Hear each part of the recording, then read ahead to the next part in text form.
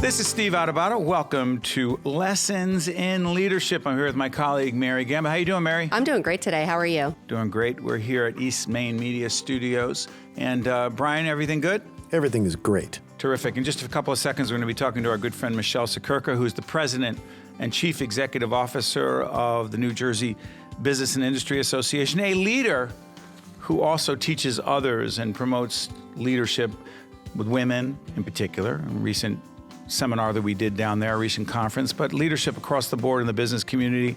Mary, real quick, let folks know where they can find Lessons in Leadership. Absolutely. They can find us on Facebook, Steve Adubato, PhD. That's Adubato, as well as on Twitter at Steve Adubato. They can go to our website at stand-deliver.com. We have a lot of great resources there, free articles. They can find information on our books, and also on Apple Podcast and Google Play. And you can give us a like if you really enjoy what you're listening to. You also know you can find us on the AM 970 website. You can find us on the Business and Industry Association site, NJBIA, and FiOS On Demand, et cetera, et cetera. I'm just plugging. All we're going to do for a half hour is plug. You never do that, Steve. This is something new. And did you know I have a book called Lessons in Leadership? No way. I happen to have it somewhere on my desk. I'm going to pull it out. Well, you should know you wrote half of it. There it is. More importantly, enough about us. Let's go to our good friend, Michelle Sekerka, who is the president and chief executive officer of NJBIA, New Jersey Business and Industry Association. How are you, Michelle? I'm doing great. Such a pleasure to join you once again. Absolutely. Michelle, I was just making reference to a conference that was held. I mean, I was overwhelmed by the number of women in leadership positions who were there that the Business and Industry Association held. I was also honored to have the opportunity to moderate a forum on building your own brand and executive presence. Question: when did you know that you had innate leadership qualities?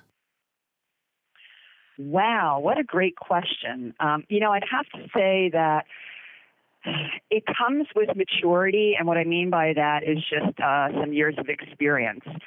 I tend to say in life, what doesn't kill you makes you stronger, and I kind of believe that. And so we all walk around with some of those war wounds, but it is those war wounds that give us the experiences that then help us to rise as leaders. And so I don't know that I can pinpoint a specific day or moment that it happened, but I have to say I feel in each iteration of my career, my leadership skills have been built by the different types of experiences that I had the ability to participate in. So let me ask you, the kinds of women who were there that day, and by the way, there were men there as well, but literally hundreds and hundreds of women from all walks of life. Over 500. Mm-hmm. Okay, are they women in the corporate world, in government, in entrepreneurial situations, creating their own businesses? Are they all different kinds of women in different leadership positions? Absolutely, at all different levels in their careers, which is really important. The diversity of this event is significantly important. It's diversity across industry as well as where you are in the phase of your career. By the way, Michelle, do you mind if we plug some of our sponsors on Lessons in Leadership? By the way, can you relate at all to thanking your sponsors, Michelle Sekerka? Well, I'd have to say, we enjoy a tremendous partnership with you, Steve, and certainly through our award-winning New Jersey Business Magazine, we enjoy the opportunity to share mutual opportunities and benefits that all of our New Jersey leaders can benefit from. That being said, Michelle also knows that we work very hard. The Business and Industry Association works very hard at getting and keeping sponsors. So I want to thank our friends at Prager Metis, at New Jersey Resources, at RWJ Barnabas Health, and also at Valley Bank, as well as a range of others. Michelle, let me ask you this. A lot of talk about the C-suite, women in the C-suite and in the boardrooms. Are we making any significant progress in breaking through and having more women in the C-suite and more women on boards, or are we stagnant? We are certainly not stagnant. We are making slow and steady progress. I do believe that we are moving the needle, maybe not at the pace we'd like to, but I'm someone who believes slow and steady wins the race. Okay. What I'm really curious about, I've been reading one of the leadership books on this desk here. I'm sorry, Andrew and the team here and Brian, for being so sloppy, but I have all these leadership books. And one of them that's been on my mind a lot is this book called Off Balance. It's written by Matthew Kelly. It's a New York Times bestseller. And simply, Michelle, what it talks about is the myth of work-life balance, that there is no such thing as work-life balance. It's either you're satisfied or you're not satisfied, or getting to being more satisfied in your work and in your personal life.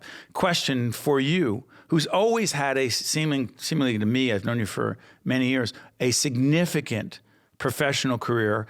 Your family matters so much to you. How do you, I'm not going to use the word balance, how do you juggle it all, and what does that have to do with leadership? Well, let me say, I have now 27-year-old twins, and so you can imagine, yes, as I was coming up through my career, I struggled with this every day. Let me say that I have read every self-help book on balancing family and work. I am not kidding you. You could see my library. And I commend every author, and I've tried every suggested tip, and there's no such thing. But I would always say that family always comes first. And it happens to work itself out. Follow your gut and your instinct.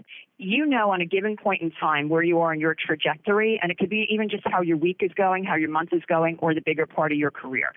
And while family always comes first, sometimes it's going to be just fine that you have to take a night to go out to a networking event, or you have to attend a meeting, or you have to travel because it's good for your career. Your family's not going to suffer from it.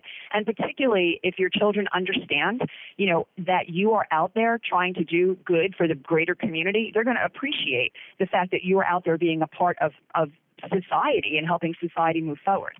I say to my colleagues all the time, leave your mother, spouse, significant other guilt at the door. You will just be fine. But in the sake of the moment, right, just stop and say to yourself, who needs me today? If my family, if today's a day I don't need to be at the softball game or the soccer game, right, because dad's there or my significant other or my parent is there, and I really need to go do this networking, take the moment to do it. Your family will not suffer for it. I'm looking at Mary Gamba, my co-host and colleague, our executive producer, with two teenage boys. She's looking, saying, huh. Yeah. Go ahead. No, I live it too. And Michelle, great recommendations. I too read a lot of self-help books, and I take a nugget from each of them and apply it where it fits. And I've also found in terms of the balance, as you were just talking about, is I learn to be present in each of the moments. I learn to be present when I'm at work. Not that I don't think about my children or my family, and I will be there if they happen to call and need me, but it's more about being present in each of those opportunities. And do you feel like that's something that's really helped you along the way in terms of being present, whether at work or at home, to really just be the best you that you could be? Michelle, let me complicate that before you answer it. I'm holding up my iPhone. How has technology made that more difficult to be present? Go ahead. Oh, there's so much noise in our lives today because of technology. I mean, I really feel for the next generation because their world is so small. Our world wasn't as complicated when we had less technology. So while technology is an enabler, it creates a lot of noise, and it's incumbent upon us to learn when to cut through the noise. Mary, to your point about being present, 100%. When you put your all into a moment, if you take the time to show up somewhere, my gosh, don't just show up. Literally be there, right? I mean, give your all to that time, and that's where passion is. Whether it's time with your children, and then you got to shut out the noise of your work for whatever that period of time is, so they really feel that you were there for them. And then in your career, when you show up to that event or that meeting or whatever it is, they need your undivided attention, and sometimes you just got to put that phone on the side. You've been listening to Michelle Siekerka, the president and CEO of the New Jersey Business and Industry Association. Check out, by the way, Michelle, let's plug the website. Let's everyone know where they can go to the website to find out more. Where do they go? www.njbia.org. Great stuff. And by the way, BIA sends out these really powerful, effective e-blasts during the day about important news in the world of business and public policy and leadership, et cetera. Last question before I let you go, Michelle. One of the things about you, and Michelle has joined us on our public television programming for years and continues to do that, to talk about a whole range of business, economic issues, what matters to the business community in New Jersey. But Michelle, the one thing about you that I've always noticed is that you have a very high level of what I like to call executive presence. Where did you learn it? Well, thank you. This has to do with looking at people who you respect and taking away some observations of why you respect them and why others respect them, and then trying to empower yourself with those types of skills. And so over my lifetime, I have to tell you that I have not had formal mentors in my life, but I've had tons and tons of informal mentors. And for me, those are people who I looked at and said, wow, they're really doing something spectacular. They have good presence. What can I learn from them? Great stuff. I want to thank Michelle Securca for joining us. After this break, Mary and I will break this down. Again, I want to thank our friends at Prager Metis and RWJ Barnabas Health and Valley Bank, as well as the folks at New Jersey Resources and so many others. Michelle, thank you for joining us, breaking down some of these leadership questions, but most importantly, offering some extremely valuable lessons in leadership. Thank you, Michelle. Thank you so much. Have a great day. Good stuff. We'll be right back right after this. This is Mary Gamba. If you want more leadership tips and tools, log on to stand-deliver.com. That's stand-deliver.com. This edition of Lessons in Leadership is brought to you by Gibbons PC, Prager Metis, Valley Bank, New Jersey Resources, and the International Union of Operating Engineers, Local 825. Welcome back to Lessons in Leadership. I'm Steve Adubato. This is Mary Gamba with me, listening on AM 970 as well as on Apple Podcasts. And Google. And Spotify. And Spotify. I figured that out, absolutely. And AM 970 on their website and ROI. And JBIA.org. And JBIA. Stand-deliver.com. And about FiOS on demand. Yes. I'm just saying. Very exciting. So how about this? We listened to Michelle Securca talk all about, what are some of the things we talked about? She was talking about life, the work-life balance, being present in the moment, which is so important if you're at home, being present in your mind and your space at home, and when you're at work, making sure that you're present in what you're doing. And then she went into the importance of reading and learning from others and just really being a lifelong learner, which is something that you and I talk about all the time. Because you've never arrived, you're just constantly learning. Yeah, so in that spirit, all the books that we have here, and Michelle, again, she talked about this whole idea of lifelong learning. Again, go onto our website at stand-deliver.com. I believe you're going to see a leadership library. Yep. Mary and I met in a hospital. Yes. I was there and you were working there. Yes. And again, I believe we started talking about don't sweat the small stuff. Yeah, you actually had the book out on your on the table, and I said I love that book. It's one of my favorites. First of all, because it's short. I love things that they're easily digestible. Yeah. You could just turn to a specific chapter based on a particular issue or challenge that you're having, and if you're just looking for some insight. So why don't we do this? Great. Let's go through some of these chapters in the spirit of lifelong learning. Sure. Because I go back and I still read Carlson. I was reading the other day, do you remember the dangerous spiral thinking? Oh yeah, absolutely. Because I was spiraling. I was thinking, what about if this happened? And what about if that happened and this happened? I had to go back and read that chapter because I was by the end of my spiral thinking, everything was gone. Oh, totally. The company had gone bankrupt. We had no more money. I had to be foreclosed on our. Yeah. I'm not even. Oh, I know. And I'm thinking, what am I doing? How did I get here? Go ahead. Exactly. And a small degree of spiral thinking is healthy. You want to make sure that you don't get so into the now that you're not seeing the forest from the trees and seeing what could be down the line. You don't want to be blindsided. But what you do need to do is make sure that you're not going into a negative spiral thinking pattern where then one negative leads to another and leads to another, and then it will become a self-fulfilled prophecy. And that's excuse not me good. for interrupting.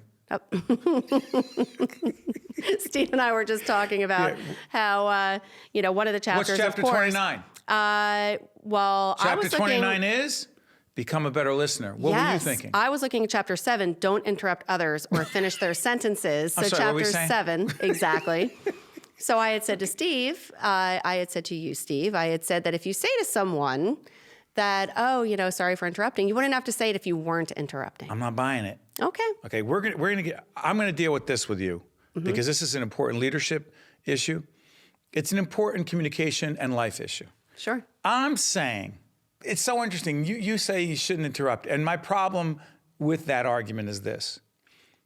I engage in what I like to call strategic interrupting. Translation. If someone has said something to you that you want to follow up on, I'll say, excuse me, I'm sorry for interrupting, Mary. Can you give me an example of what you're saying so I can better understand it? Now, that is not the same as interrupting you because I remember years ago, I was in college and I used to ski. I know you find that hard to believe. I had just come back from Colorado and Utah skiing, and I was talking about how great the skiing was. Oh, it was really great. And the snow, and I started talking about it, and someone said, "You think that skiing is great?" Let me tell you, I was in the Alps.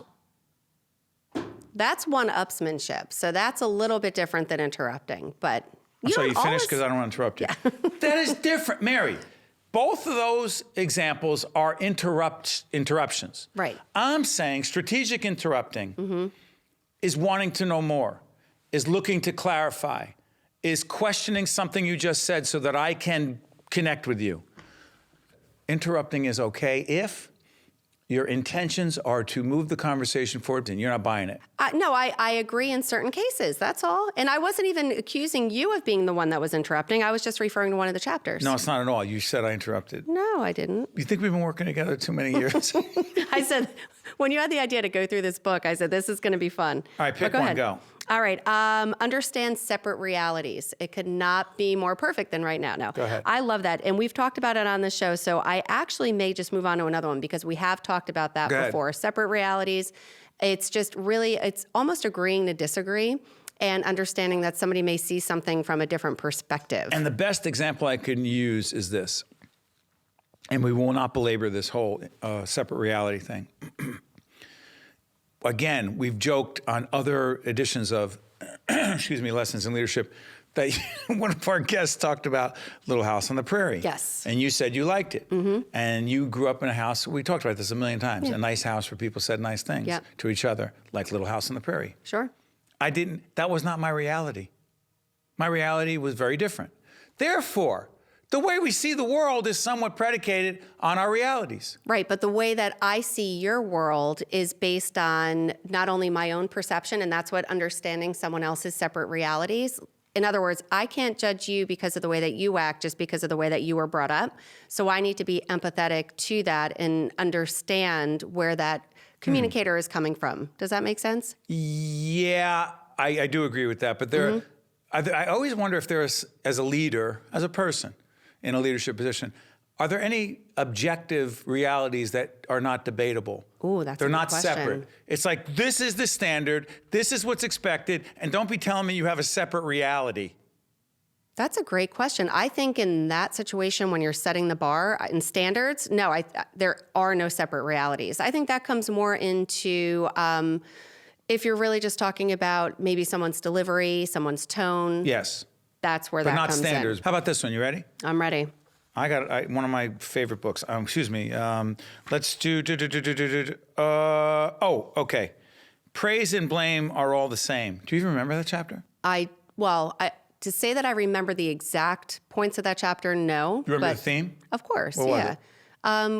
That pretty much, I don't remember. You want to know what? Do you? Neither do I. Okay, good. I actually have one. Go. And I love this one. Practice random acts of kindness. Random? I have started doing this, I would say, about for the past 10 years, right? So, for instance, the other day, it was like 3 weeks ago, I was at Panda Express, a nice little plug for Panda Express. You don't even know what it is. It's a fast food, a Chinese food place, and you go and you pick your foods as you go down the line. That was a pet store. No. Well, it is Chinese food. Leave it alone. Oh, you didn't, Mary. You didn't say. Okay, So what were you listen, saying? I love Panda Express. Go ahead. And so we're moving down the line, and then the guy in front of me digging around, and he pulls out a credit card. His credit card was being declined. And it's, Gave me a credit card. well, and, pretty much he's scrambling. You could tell, like, he's sweating bullets, and it wasn't an act. It wasn't like, oh, maybe if I do this long enough, the lady behind line is going to pay for me. Right. So I paid for his meal. And again, did I do it? So I didn't go home and tell anybody. Nobody knows. This is the first time I'm talking about it. But it made me feel good. It made me then maybe he'll do something, and maybe it made his day. And, it's just, I like that chapter. Pay it forward. Pay it forward. And I do it in small ways. I'll even if I don't like somebody's hair, I love your hair. Oh, you right? lie. I do. Leadership and lying. Let's talk. It's great. No, but it really does. You never know what someone else is going through, and you never know, maybe they're having a bad day, and it just helps to lift it up. You know so why I like that you're one. full of it? Why? Because in another edition of Lessons in Leadership, you said that you become less empathetic and less patient with all that, and you're still like one of the nicest people I've ever met. There is a difference between empathy. Go ahead. Okay. I didn't like go and like support that guy for the rest of his life and just paying it forward. I think there is a difference. I don't agree in feeling sorry for people. And I think that's where empathy comes in. I didn't feel sorry for him. I just wanted to do the right thing and pay for his meal. Does that make sense? Oh, okay. Yeah. I just want to understand that. No, it's fine. Okay, what do you got? Give me one more. Just one all right, more. one more. Let's see. Another good one. Well, while we're pausing, why don't you look, and I'm going to take a moment to thank our sponsors. Please thank our sponsors as we stall, but also that is important to do that. Go ahead. No, it's really great. So we would love to thank New Jersey Resources and Prager Metis. For everyone that is listening to us on AM 970 radio, if you like what you hear, you can also subscribe to the Apple Podcast and Google Play of Lessons in Leadership and the Leadership Hour. And you could follow us on Facebook at Steve Adubato, PhD. That's ADUBATO. And that's Good stuff. I got one I don't like. You got one you don't like. Chapter 69. Be happy where you are. Mm-hmm. Sorry, can't do it. And you don't like that one? No. No. Can't. Well, Okay. Well, maybe your interpretation of it and mine are not the same. Maybe right. we have I see separate where realities. Yeah. I'll tell you mine. I am not good with saying this is where we are. Now, I try not to take my wife and our kids and my health and the fact that we work with great people for granted. However, would there be a Lessons in Leadership video podcast if we were happy with where we were? No, Would there be absolutely Think not. Tank, the podcast? No. Would we be doing a million other things that we're doing? That's to me what it is, constant innovation, Right. okay? Yeah, no, and I see it that way. I think when I, and again, the exact details of the chapter and how he had intended it, I see it as be grateful, be thankful where you are, in more in a philosophical sense rather than applying it to the work, that you were just talking about. So yeah, I agree with you completely. I don't think you could ever be content, especially at work, and even in life too. You want to always be working to become a better person and to become a better leader. I just do want to shift gears, okay? Go ahead. We've talked about this before, and a lot of people mention Daniel Goleman, but don't really understand it, and you'd like to use the term emotional intelligence. I don't know if you remember we ever did this, but this is one of the pages, if you're looking at us on video, this is one of the pages in our leadership manual, the connection between leadership and emotional intelligence. I'm going to run some things past you. Mm-hmm. So what Goleman argues, Dr. Daniel Goleman argues, that emotional intelligence is largely about self-awareness, but he also says emotional intelligence is about managing your moods. You ready? Keeping calm no matter how you feel inside is critically important to the messages you're communicating to those around you. While passion is essential to persuading people, passion is not the same as toxic emotions. Go. Wow. You and I have talked about that for years, that there is a difference between being passionate and really feeling an intense, visceral reaction to something that maybe went wrong, and how you communicate that. Because if you communicate it in such a way that the other person perceives it as being aggressive or not the right tone, they're going to shut down, and then you're not going to go anywhere. Toxic emotions. Mm-hmm. Is that the right word? I think it is. Toxic, you could call it anything. You could call it anger, rage, but toxic emotions Toxic is poisonous. It is. And it could become like a cancer in the organization. If from the top there's a sense that the leadership is toxic, it's going to go down and poison the rest of the organization. In many of the guests that we've had on, and I think Michelle mentioned it too when we were talking. Michelle Sakirka, the CEO yep. of New Jersey Business and Industry Association. Yes, and you need to lead by example. And it's sometimes just not in what you say and do, but it's just overall your actions on a daily basis.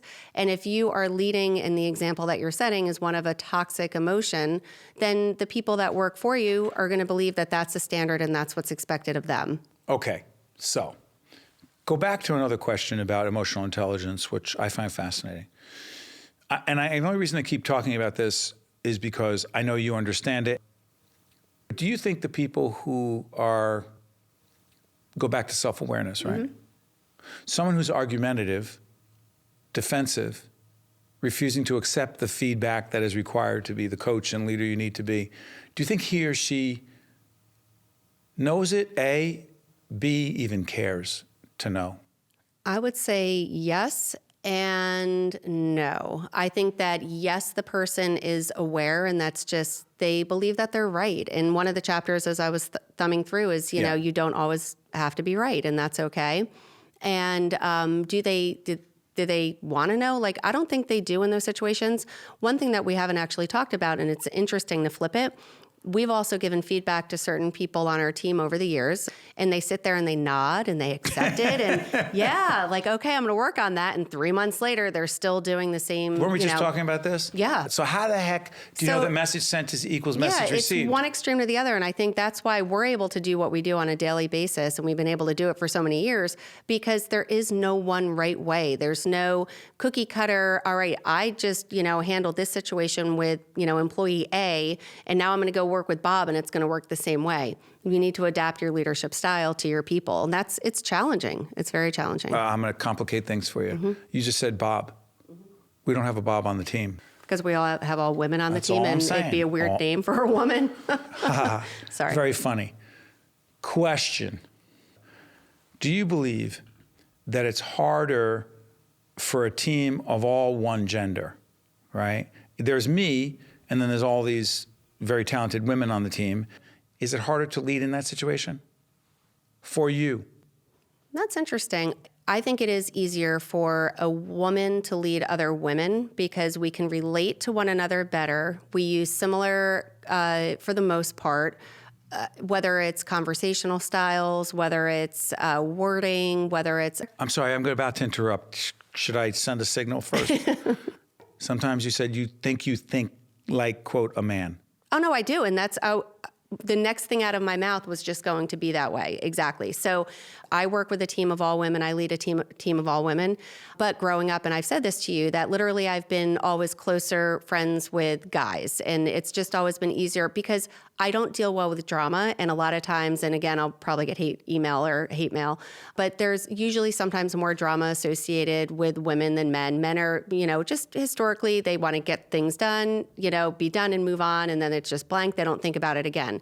Women sometimes tend to think about things a little bit more. They tend to ruminate over it. They tend to, my feelings are hurt. And I don't have a lot of patience for that. But when it comes to leading another group of women, because I am a woman, sometimes that is a little bit easier. That's what I was going to say. Interesting. But ironically, I am the only woman in my household because I have a husband and 2 boys. And up until just recently, our dog was also a boy. And so I do find that even though it's challenging, it's also a great opportunity to learn how to lead in that way as well. Final question. As more and more women gain more and more traction in the leadership, in the world of leadership, whether they be in the C-suite, on boards, et cetera, over time, do you think organizational culture, with a minute left, I'm asking this question, I can't believe it, with more and more women in leadership positions, do you believe it'll have a significant impact in organizational culture? I don't believe it's going to. I think that just the trend, and even though there are more women in those roles, I don't see a huge shift happening anytime, not in our lifetime. You don't think so? No, I don't. Because most of the women that are in those roles are very powerful. They're not the, stereotypical, woman that's super, soft, warm, fuzzy, that when you think of a woman leader, they are really taking on a lot of those more typically male attributes as a leader. Interesting. I believe that. Oh, I do. that was Mary and Gamma that's okay. saying that. That's Whoa. okay. And I don't think there's a problem with that. You don't? No, I don't. Are we too PC there in that way? I think we're too PC across the board, and that could be a whole other episode. I think that everybody just needs to lighten up. I really do. By the way, one of the chapters in Carlson's book, Lighten Up. It's gone. It was too far one way for decades, centuries, and now we're going a whole different way. We got to find a happy medium. That's Mary Gamma. This is Steve Adubato. This has been Lessons in Leadership. One more time, thank our sponsors. Yeah, absolutely. So I'd love to thank New Jersey Resources, Prager Metis, also RWJ Barnabas Health, MD Advantage, Valley, Gibbons, Hackensack Meridian Health, and St. Joseph's Health. Yep, absolutely. And thank the great people over at AM 970 and Jerry Crowley. They're the best. And thank the great people at East Main Media. Steve Adubato, Mary Gamba. This is Brian and the team here at East Main Media. This has been Lessons in Leadership. We'll catch you next time. This is Mary Gamba. If you want more leadership tips and tools, log on to stand-deliver.com. That's stand-deliver.com. This edition of Lessons in Leadership is brought to you by Gibbons PC, Prager Metis, Valley Bank, New Jersey Resources, and the International Union of Operating Engineers, Local 825.